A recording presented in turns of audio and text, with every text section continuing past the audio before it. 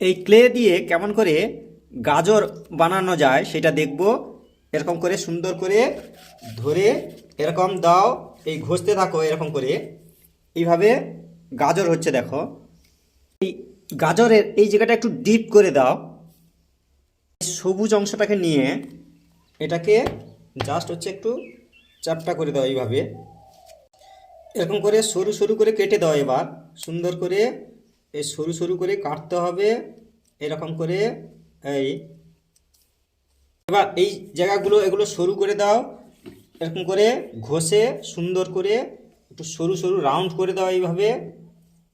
এই রোল হয়ে গেছে। এবার হচ্ছে এইগুলোকে একসঙ্গে নিয়ে সুন্দর করে এইভাবে দিয়ে কেটে দাও। এই অংশটাকে, বাড়তি অংশটাকে কেটে দিতে হবে এইভাবে সুন্দর করে।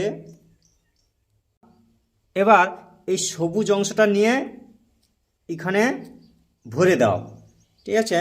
এবার হচ্ছে সুন্দর করে এরকম একটু রেখা রেখা করে দাও।